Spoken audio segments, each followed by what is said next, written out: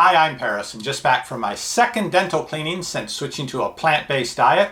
Pretty good report, no cavities. My teeth now look like this, which is probably pretty much what they looked like in the last video. I'll link to that up in the corner. And just like in my first cleaning after switching to a plant-based diet, my dental hygienist was very complimentary about the condition of my mouth, that I have even less plaque this time than I did last time. Only this time she didn't give me a hard time about it being due to my diet.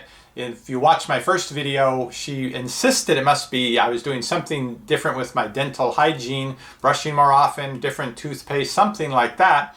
But this time she agreed, hey, those changes you made that look good on you, look good in your mouth too. But it was not all compliments and niceties. There was some scraping involved, and it's the kind of scraping when they hit something really tough and they scrape and it's kind of caught on the thing and you feel them pulling and saying, I hope they're not going to take a tooth with that chunk of tartar, because that's what it was. It was tartar rather than the softer plaque. She said I had almost no plaque because I'm not eating foods now with added sugars, so I'm not feeding those bacteria. They're not doing their thing that can lead to cavities. But I still had the tartar, which is more along the gum line and some few spots between the teeth. And it's the one that they really got to scrape to get loose and take out. So as a hygienist was giving me my little kit of goodies, I asked, is there something I can do that will reduce the amount of tartar? And why is it still an issue even when I've changed my diet? Well, she did tell me that if I would get a Waterpik, which I've used before, but I haven't used for the last couple years, that is the best thing along the gum line to loosen that stuff up before it can solidify and build on top of each other and get those big tartar chunks. So I'm planning on doing that. But as for why I'm still having the issue with these chunks of very hard tartar, she asked me if not in my diet, but if I've changed the supplements, because she's noticed that people who take mineral supplements beyond what their body needs, it has to be excreted, and that can mean you pee it out, but it can also mean it comes out in your sweat. It can also mean it's in your saliva. So if you have basically high mineral saliva, you can have the deposits of saliva on your teeth. I'm thinking it's sort of like the calcium deposits you get from your the hard water with your pipes and your faucets, that kind of crunchy, chalky stuff that forms, maybe precipitating out of solution and onto my teeth. I'm not sure if that's really how the formation works, but interestingly, when she mentioned that, I realized that just a few months ago I started adding a calcium supplement to my collection of vitamins and other supplements that I take. Now for the calcium, I added this in because I use an app to keep track of all the food I eat each day, and it gives you a breakdown of your macronutrients but also your micronutrients. And I noticed at the end of the day my calcium wasn't always getting up to 100%. It was usually 80-90% at least of the RDA.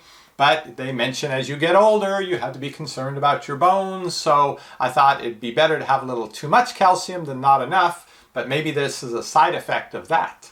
I have also read, though, in books about nutrition and in eating a plant-based diet, that you have to trust your diet. You have to trust that if you're giving your body enough healthful foods, it will extract what it needs from that and not be depending so much on most supplements. There are a few supplements, if you're going vegan, B12, that your body is probably not going to be able to get any other way, so you do want to supplement, but it's a very short list. I actually read an article just this morning, which I'll link to down below this video, that talks about, and I'm going to link to it. I don't know that I agree 100% with it, but it was very interesting, mentioning that there are a lot of vitamins and supplements you don't really need, but there are a few you should really focus on. It was also interesting, I read that some trace elements that your body normally has trouble picking up out of a vegan diet, if you switch to the vegan diet though, your body will actually become more efficient at pulling out what it needs from the food that you give it. Gotta trust the diet.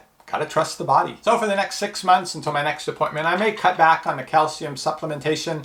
I do know that there's a vitamin K2, which helps to fix calcium in your bones and pull it out of your blood and fluids, presumably your saliva as well. But then I'm adding another supplement rather than reducing one. I like the idea of reducing anything that isn't just in my diet as much as possible. So will switching to a plant-based diet and avoiding the processed foods, the added sugars, affect your dental cleanings? Most definitely. So as I continue to find the right balance for my body, which really is what I think I've been doing with changing my diet and lifestyle, I'm restoring a balance, and as a result, the weight has come off. As a result, I don't have the sugar-related plaques in my mouth, but also my balance isn't quite right because I think I'm taking too many minerals in supplement form, and that's depositing on my teeth. So I'll cut back on the calcium and see what happens at my checkup in 6 months' time, and I'll see you on the next video.